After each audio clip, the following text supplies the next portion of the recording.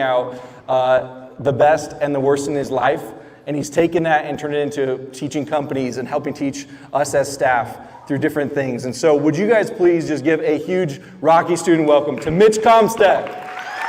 Woo! Yep. Thanks, guys. Yeah, my name is Mitch Comstedt, and group pastor here. As Matt said, back in 2008, I was the first student pastor here at the Frederick campus. And for a lot of you, you're probably thinking one of two things. You're like, oh wow, I wasn't even born yet. Or I was a wee little baby at the time, back in 2008. Or you might be thinking, wow, this guy is ridiculously good looking for how old he is. You might be thinking one of those two things. I don't know. I like to say I'm not super old. I'm just experienced.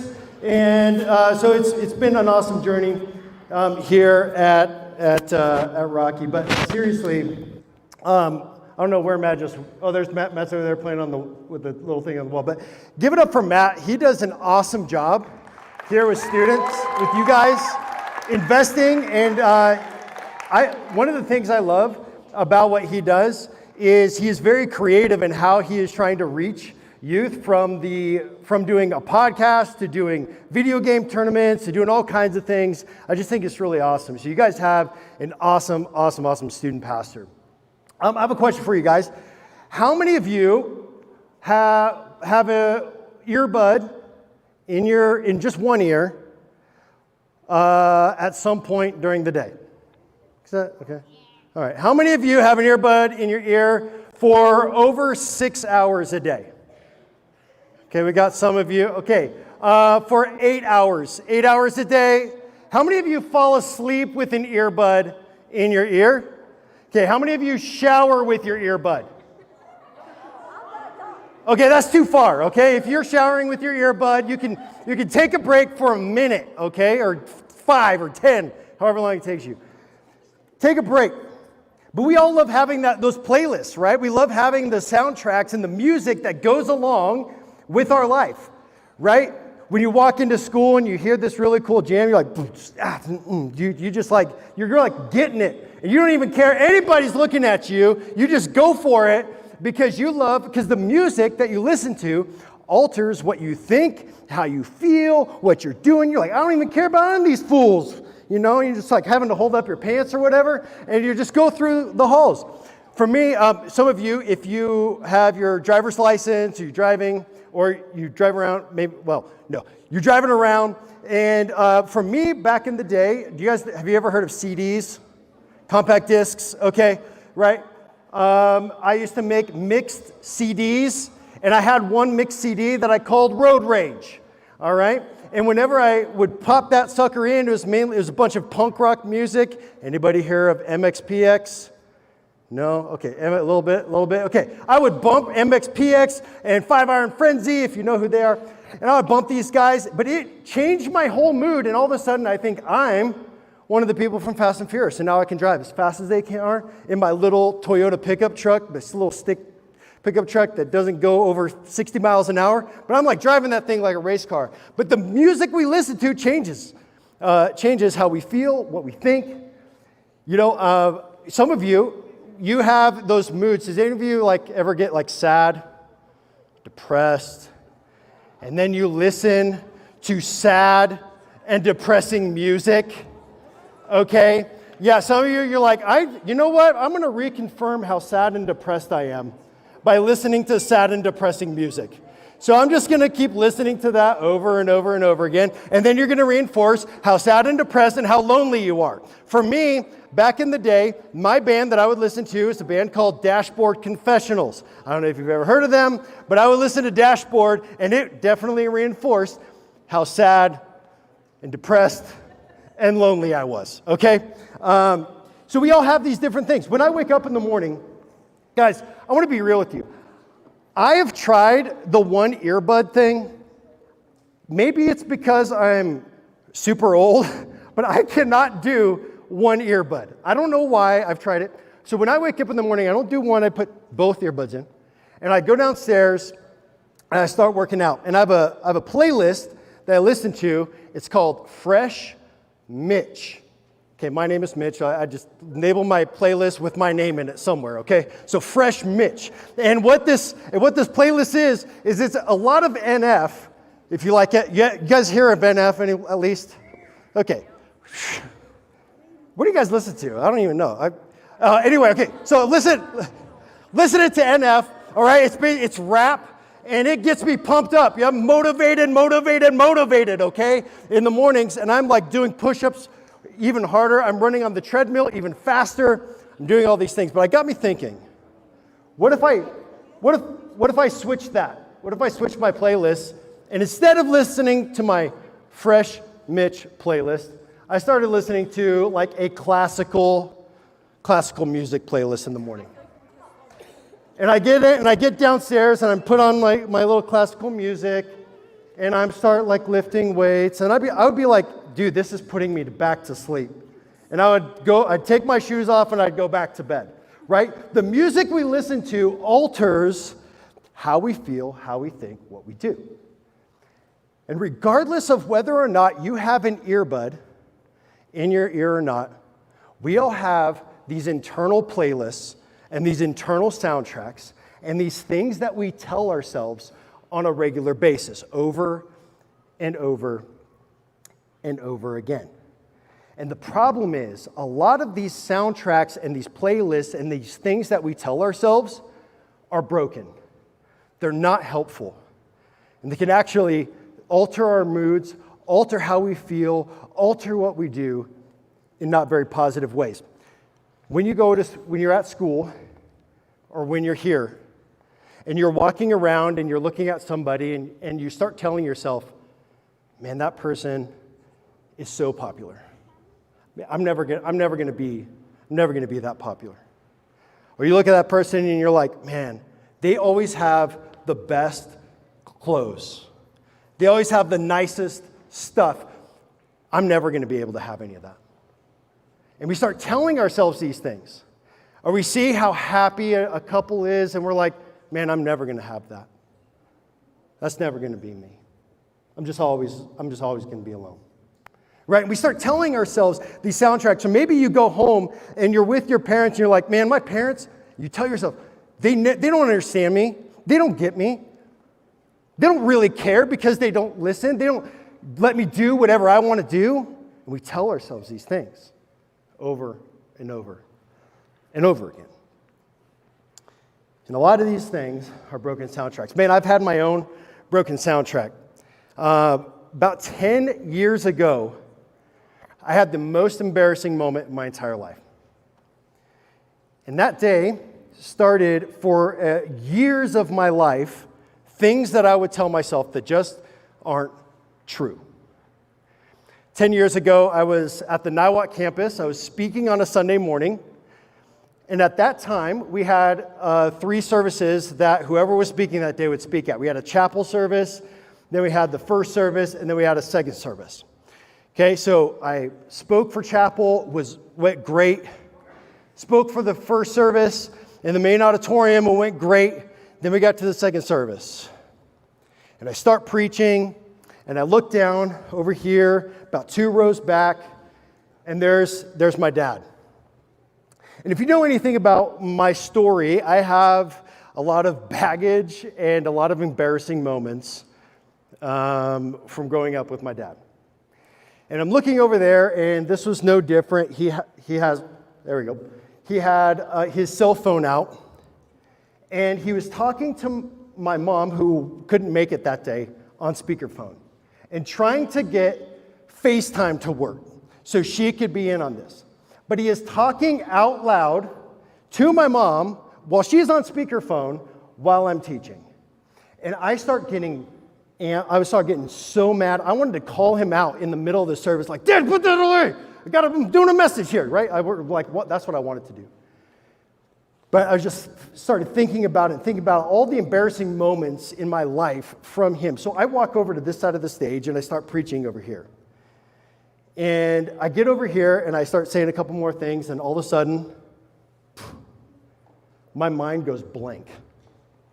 I could not think for the life of me what I was going to say next.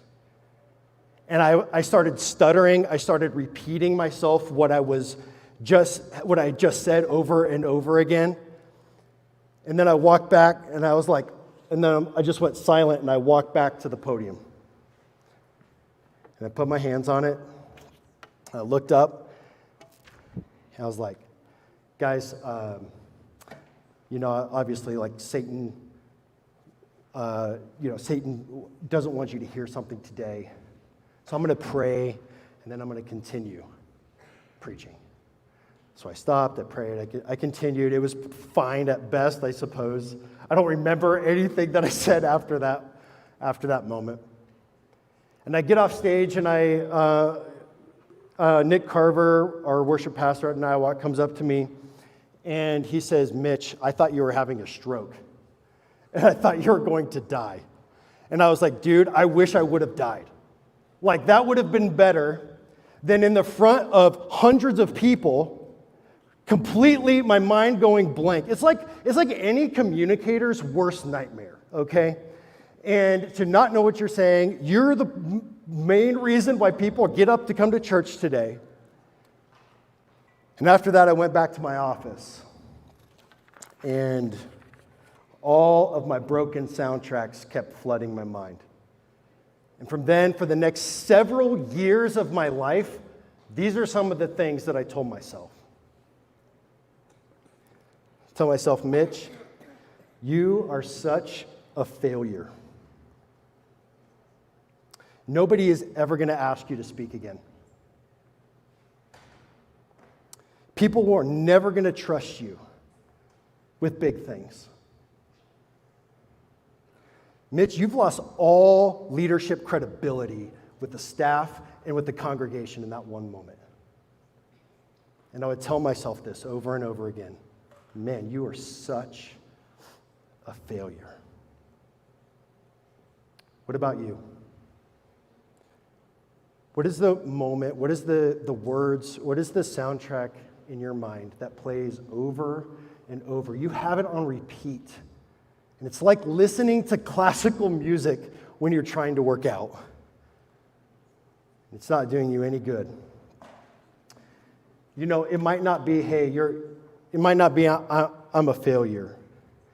For you, it might sound something like this, though. Nobody likes me. Nobody understands me. Nobody knows what I'm going through, really. Man, I can never do anything right. Things never work out for me. Bad things always happen to me. I'm such a loser. I'll never get out of this pit that I'm in. God could never love me because of what I've done. Or maybe this, I will always be alone. What is that soundtrack for you? Because as painful as it is, it's really, really important to recognize those things that we tell ourselves. I'm going to have some leaders come up, and we're going to pass out a card and a pen. And on one side of the card, I want you to write down, and I know this might be hard. You don't have to show anybody this. But I want you to write down, what is that soundtrack? And maybe for you, you're like, Mitch, it's not one. It's all of those, or it's several of those. And I want you to write down at least one thing that you're like, man, I say this to myself, and it is not helpful. After you get a pen and a paper, here's my ask for you. Here's my ask. I want to ask that you would be respectful of this time. And I want to ask that you would not be messing around with the people next to you. And I want to just ask that you would respect each other in this moment and give people a minute just to write something down. In a minute, I will keep going.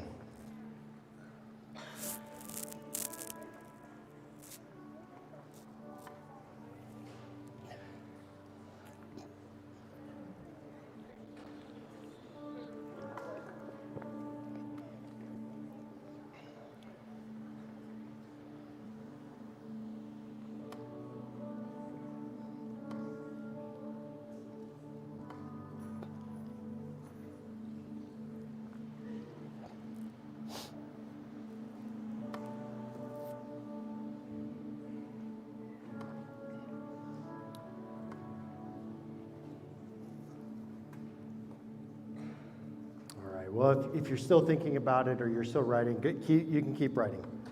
I want to ask, though, that you don't write anything on the back of this card yet. Okay, you can write on the one side, but don't write on the other side yet. Here's my question. What does God have to say about our words? What does God have to say about our words? In Proverbs chapter 18, verse 21, should be coming on the screen. Proverbs 18:21, it says, the tongue has the power of life and death. The tongue has the power of life and death. The words that we say to each other has the power of life and death. The words that we say to ourselves has the power of life and death. Next passage I want to look at, Psalm 19. May the words of my mouth and the meditation of my heart be pleasing in your sight, O Lord, my rock and my redeemer. May the words of my mouth be pleasing in your sight. You know, when we speak words to other people, we are actually influencing their soundtrack and their playlist. Because when we say something to somebody else, if you were to say what you wrote on your card to a friend or a family member, wow. And we have to ask ourselves, man, is the words that I would say to a friend or a family member, is that pleasing to God? Is that pleasing to God? The things I say. But the thing I want to actually focus on is actually the next part of this. We put it back up. Nope. Is may the meditation of my heart, may the meditation of my heart be pleasing in your sight. The meditation of my heart. The word meditation is actually a cool word. It's actually the word like rumination. It's this like, I think of a cow chewing cud. It's just this chewing. Like he's just chewing. He's going for it. He's just going after that cud. He's chewing and chewing and chewing. And the meditation of our hearts, the things that we are ruminating on and chewing on over and over and over and over again, those are the words, the soundtracks that we say to ourselves that are going on and on and on. And so we have to ask ourselves, man, are the things that I'm ruminating on, are the things that we wrote on the card, is that pleasing to the Lord? And so how do we even know? How do we even know if this is helpful or not, if this is pleasing to the Lord or not? Right? I want to give you guys a quick tool. And here you go. Yep, the three questions that I want you to ask of the card, of what you wrote down on your card. For me, my thing that I had written down was, I am a failure. So if I ask myself the question, is it true? Is it true? Well, I did fail in the moment, right? I failed in that moment, but I don't look at all my successes and be like, man, I am super successful. I did all the successful things. No, we tend to look at the negative things and all of the moments that we fail, and we say, man, maybe it is true about me. Maybe it is true about who I am. But here's what I want you to do. I want you to look at the facts. Is that actually true, the thing that you wrote down? And if you have a hard time seeing through whether or not it's true, I want you to ask somebody you trust. Ask them. Ask a parent. Ask a small group leader. Ask your best friend, hey, is this actually true of me? And they're going to say, no, man, this is not true of you at all. It's not true of you at all. And you ask yourself this question, is it helpful? Is it helpful to tell yourself the thing you wrote down? Does it actually spur on action, or does it create apathy and anxiety and depression?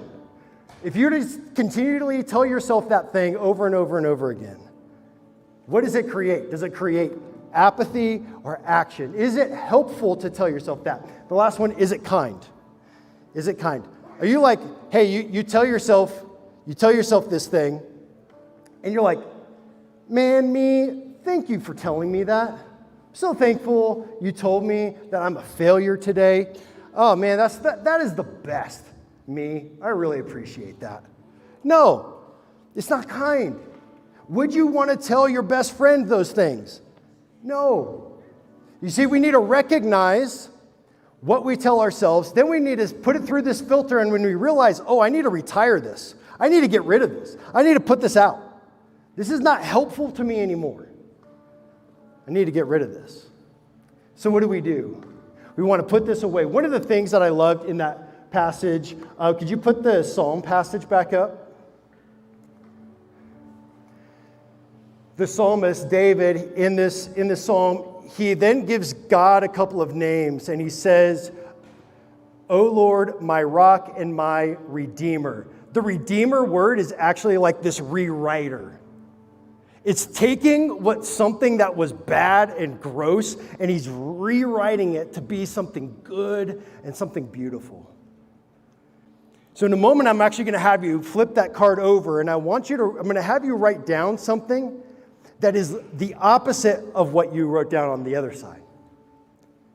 What is it that you need to hear from God? Who is the Redeemer? Who is the one who is going to rewrite your story? I want to give you 2 examples from my own life and things that I tell myself. Literally every morning, you guys might think this is weird, but every morning, I say to myself a series of I am identity statements. And I say them to myself out loud if nobody else is around. And the first one that I say to myself every morning is, I am a part of God's big story. I am a part of God's big story. I need the reminder that God is, that I am a part of His story, that this life doesn't revolve around me, it revolves around Him. I need a bigger perspective in my life. And after I say, I'm a part of God's big story, and then I say, and we get to write the next sentence in that story. Because we're going to collaborate together throughout the day, and we're going to write that story together. I need that reminder that I'm a part of something bigger. The other one is directly related to that communication piece. One of the things I say is I'm a genuine and confident communicator. I'm a genuine and confident communicator. And today I'm going to speak boldly, I'm going to speak directly, and I'm going to be me. You see, for several years, even though I repeated that to myself, I didn't believe it. I didn't believe it. And there are still some days, even recently, I had a conversation with someone, and I got done, and I'm like, man, I wish I could have that back.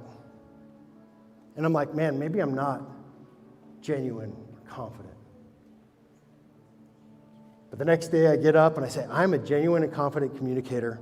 Today I'm going to speak boldly, directly, and I'm going to be me. What is it that you need to hear? Because God is in the business of redeeming and rewriting what we tell ourselves. And whatever it is that you write down on that card, whatever it is, I want you to repeat it to yourself, the positive one. I want you to repeat that to yourself every day this next week. And see how that changes your mind, your attitude, your heart, and how it pushes you more towards God. I'm going to give you another 30 seconds to a minute to write something down that's positive, that's the opposite of what you wrote down. Matt's going to come back.